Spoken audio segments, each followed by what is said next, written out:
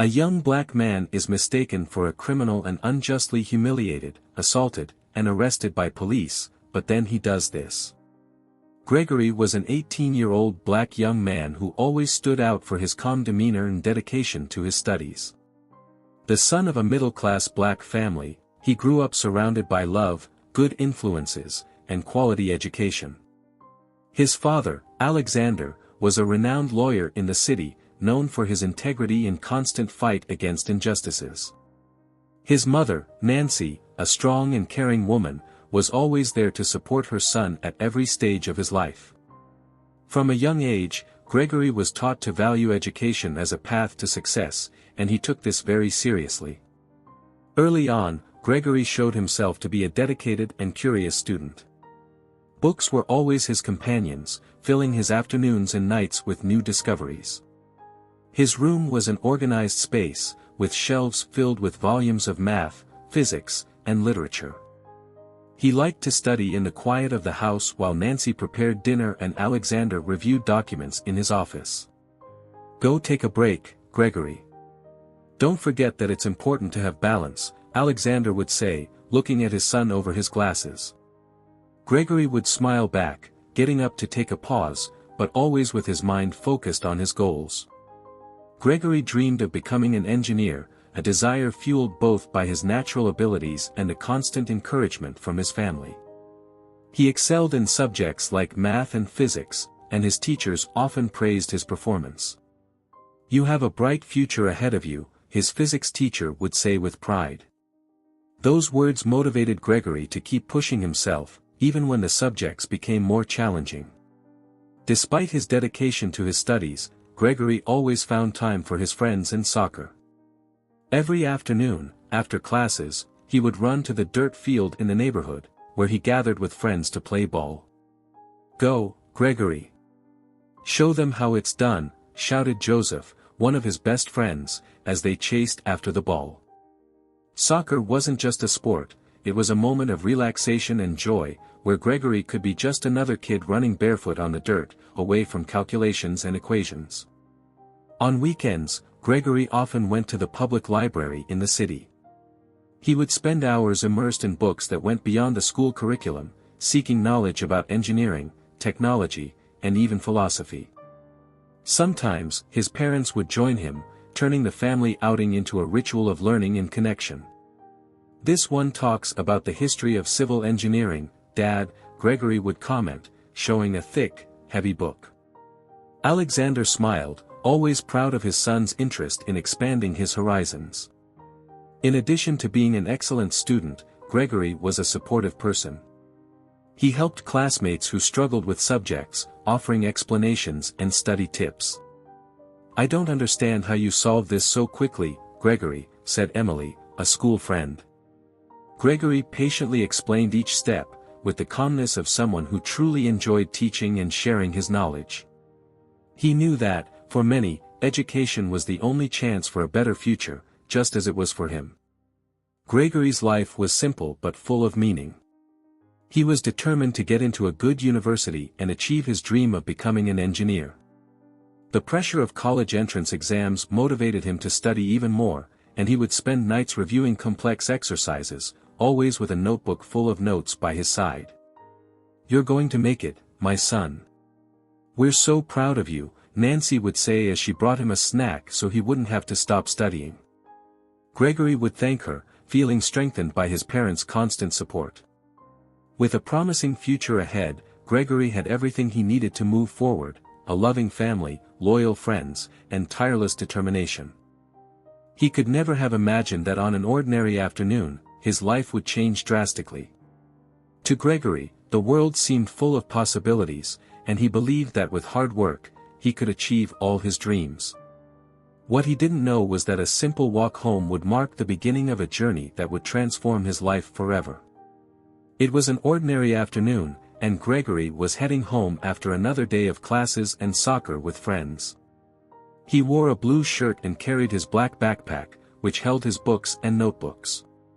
The sun was already setting on the horizon, painting the sky with orange hues, when he turned the corner onto his street. Suddenly, a police car screeched to a halt beside him, and two officers quickly got out, their expressions stern and threatening. "Hey, you there! Stop!" shouted one of the officers, a tall, bulky man with a glare full of aggression. Startled, Gregory stopped immediately, not understanding what was happening. Before he could ask anything, the other officer, a middle-aged man with a cold look, approached and shoved Gregory against the wall. "Put your hands up, punk," he ordered, his voice dripping with contempt. Confused, Gregory complied, but he barely had time to react and the first officer roughly patted him down, yanking his backpack and tossing it to the ground. "What's going on? I didn't do anything." Gregory tried to explain, but his words were cut off by a hard slap to the face. "Shut up, kid. We know what kind of crap you're up to," shouted the bulky officer, unabashedly filled with hatred. Gregory recoiled in pain, bringing a hand to his face, while the other officer rummaged through his backpack as if looking for something incriminating. All he found were notebooks, physics books, and a water bottle. "This doesn't prove anything, criminal," he said, tossing Gregory's belongings back onto the ground. Gregory struggled to stay calm, but fear and indignation overwhelmed him. "I'm coming back from school. I didn't do anything wrong," he said, his voice trembling, trying to hold back the tears welling in his eyes. The officers laughed, a dry, cruel laugh. "Sure, just because you're in uniform and have those little books, you think we're going to believe you?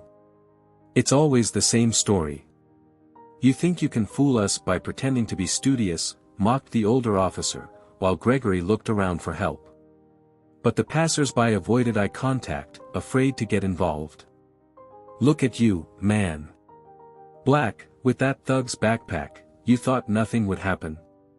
You think just because you look like a student nobody would notice you, huh?" said the first officer, shoving Gregory against the wall again. Gregory tried to argue once more. "I'm innocent. I'm just going home, you're making a mistake," he insisted. But Gregory's words only seemed to inflame the officer's anger even more. The second officer grabbed him by the collar and pulled him forcefully. "No use trying to play innocent, you black punk. We know exactly what you people do around here," he growled, his face close to Gregory's. Gregory began to cry, not out of fear, but from frustration and helplessness. He knew he was a victim of blatant prejudice, but there was nothing he could do at that moment to prove his innocence. "I'm not a thief, I'm a student." "You're confusing me," he shouted, but his voice was drowned out by another slap, this time even harder. Gregory stumbled, gripping the wall to avoid falling. Tears now flowed freely down his face, and he felt increasingly vulnerable. The bulky officer, irritated by Gregory's insistence, threw him to the ground and began to kick him mercilessly. "Shut up, kid. I'm tired of hearing your whining," he said, delivering kicks to Gregory's back and legs. The people watching the scene did nothing, some filmed from a distance, but no one dared to intervene. Gregory felt each blow as a reminder that, to these men, he was nothing more than a stereotype. After minutes that felt like an eternity, the officers handcuffed Gregory and dragged him to the car without offering any explanations. "You're under arrest, you piece of shit. And feel free to cry, because no one is going to believe you," said the second officer as he shoved Gregory into the vehicle. Gregory tried to argue one last time, but a punch to the stomach silenced him. He curled up in the back seat, feeling the physical and emotional pain of the moment. When they arrived at the police station, Gregory was thrown into a dirty, cold cell, where there was barely enough room to sit. He stared at the walls, grimy and marked, trying to process what had just happened. "This isn't right. I'm innocent," he murmured to himself as tears continued to fall. He knew it was true, but he also knew that, to those officers, it didn't matter. To them, Gregory was just another young black man, and that alone was enough to condemn him. In the cold, damp cell, Gregory felt lost. The environment was hostile, with the constant sound of doors slamming and the echo of voices from other inmates. Each minute felt like an eternity, and the pain from the blows still marked his body. Sitting in the corner of the cell, he hugged his knees and tried to hold back his tears. He couldn't understand how everything had happened so quickly, how his life had turned upside down on an ordinary afternoon. He thought of his parents and what their reaction would be upon learning what had happened, and that filled him with fear and anguish. Meanwhile, outside, Alexander and Nancy were desperate. Alexander had received a call from the lawyer who had learned about Gregory's arrest and rushed immediately to the police station. "My son isn't a criminal. This is absurd," Alexander exclaimed to the officer on duty. But his words seemed to have no effect. "Your son was in the wrong place at the wrong time. He fits the description," the officer replied tersely and disinterestedly, not even looking at Alexander. "This is a terrible mistake. I want to speak to the chief right now." Alexander insisted, but the officers continued to treat him with disdain. At home, Nancy was distraught, crying non-stop as she waited for news. "He didn't do anything wrong, Alexander. Our son is a good boy." "It can't be true," she said between sobs, trying to find some comfort in her husband's words. Alexander tried to stay calm, but inside he felt the same rage and frustration. He knew that Gregory was innocent, but he also knew that, too often, the color of a person's skin carried more weight than any evidence or argument. Meanwhile, Gregory was taken to an interrogation room, where two officers were waiting for him. One of them was the same officer who had assaulted him on the street. "Are you going to talk, or are you going to keep pretending to be a good little student?" the bulky officer taunted, throwing a pile of papers onto the table. Gregory looked at the documents. There was nothing linking him to the crime, but that mattered little. "I already said, I don't know what you're talking about." "I was coming back from school," Gregory repeated, but his voice was weak, almost devoid of hope. The second officer, calmer but equally cold, stared at Gregory. "You think because you're the son of a lawyer you can easily escape, huh? But in here, nobody is anyone's child," he said, lighting a cigarette and slowly exhaling the smoke. Gregory shrank back in his chair, trying to protect himself from the words hitting him like knives. "I'm not trying to escape anything. I just want to go home." "I'm innocent," Gregory said, his voice choked. But his sincerity was met with disbelief and contempt. Days turned into weeks, and Gregory remained in custody. His parents did everything they could to get him out of that situation, but the system seemed to work against them. Nancy could hardly sleep, spending sleepless nights worrying about how Gregory was doing, whether he was eating, if he was safe. "We'll get through this, Nancy. We won't give up on him," Alexander said, trying to console his wife and himself. But with each passing day, the feeling of helplessness only grew. Inside the prison, Gregory lived a constant nightmare. He was insulted and beaten by guards who, with prejudiced looks, saw him as just another number in crime statistics. "You're lucky to still be breathing, kid," they would say, mocking his situation. Gregory spent his days reflecting on how drastically his life had changed, and the nights were filled with nightmares where he relived the moment of the encounter. The assaults, the hateful words, everything returned like a shadow he couldn't escape. During a visit, Alexander finally got to see his son. Gregory's heart tightened at the sight of his father, but at the same time, he felt ashamed to be in that situation. "Dad, I swear I didn't do anything," Gregory said, tears in his eyes. Alexander held his son's hand through the bars and replied firmly, "I know, my son. I know you're innocent. We're going to get through this, I promise." That was everything Gregory needed to hear, but the path to freedom felt increasingly distant. Alexander didn't rest until he could get Gregory's case re-evaluated. He gathered evidence, testimonials, and tirelessly argued in defense of his son. He faced a system that stubbornly chose to see Gregory not for who he was, but for the color of his skin. Meanwhile, Nancy organized a social media campaign to raise awareness about the case, hoping to attract media and community attention. Soon, Gregory's story began to gain visibility, and people started to mobilize in support of his cause. Over time, Gregory's case was finally re-evaluated, and the flaws in the approach and investigation came to light. Alexander managed to bring the case to trial, and Gregory was released after weeks of fighting. But those weeks had left deep scars. Gregory walked out of prison with his head down, his eyes marked by fatigue and the pain of someone who had suffered far more than any young person should. He embraced his parents, trying to find some comfort, but he knew that nothing would erase what he had experienced. After Gregory's release, the feeling of relief was mixed with indignation and the trauma of the weeks spent in prison. Alexander and Nancy did everything they could to comfort their son, but they knew that this period had left profound marks. "I'm so happy you're home, my son," Nancy said, hugging him tightly. Gregory hugged her back, feeling the warmth and love of his mother, but his eyes remained distant, still processing everything that had happened. The return home, a place that had always been his refuge, now felt strange and different. Determined to seek justice, Alexander filed a lawsuit against the officers involved and against the state itself, alleging wrongful imprisonment and abuse of authority. He gathered all possible evidence, from videos showing the violent approach to testimonies proving that Gregory was far from the crime scene.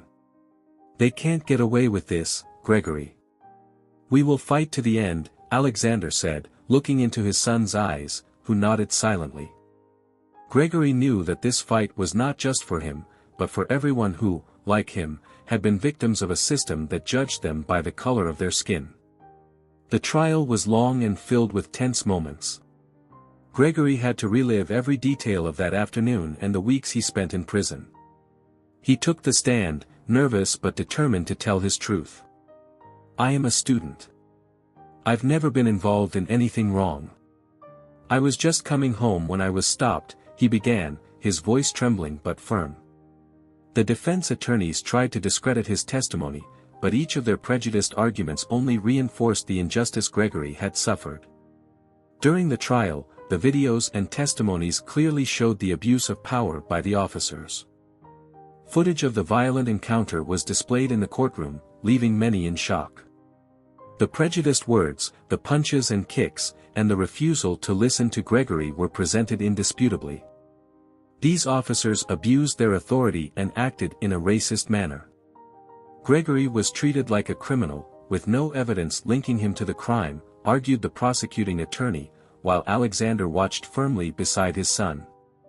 The officers involved in the case tried to defend themselves, but their justifications were weak in light of the evidence presented. They claimed that Gregory matched the description of the suspect, but there was no justification for the brutality and blatant prejudice in their approach. "We were just doing our job," one of the officers said, but his words sounded hollow in the face of the pain Gregory had endured.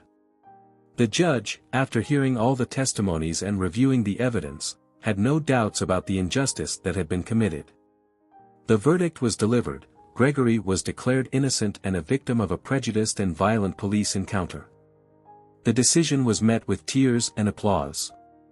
Alexander hugged his son, feeling a huge weight lift from his shoulders. "We did it, Gregory," he said, emotional, and for the first time in weeks, Gregory smiled sincerely, feeling that, at last, the truth had prevailed. The officers were removed from their positions and would face charges of abuse of authority and racism. Additionally, the state was ordered to compensate Gregory for all the moral and physical damages he had suffered. The news spread quickly throughout the city, and Gregory's case became a symbol of the fight against prejudice and police violence. Nancy, who had always believed in her son's innocence, felt a deep sense of satisfaction seeing justice served. "You are strong, Gregory. Your story will help many people," she said proudly. Despite the victory in court, Gregory knew that his life would never be the same. He returned to school, but everything felt different. The stares from classmates, the whispers in the hallways, and even the environment that once brought him so much joy now carried an emotional weight that Gregory was still learning to navigate. "I'm trying to get back to normal, but it feels like everything has changed," Gregory confessed to Joseph, his friend, during a conversation after class. Joseph supported him, placing a hand on his shoulder. "You're not alone, Gregory.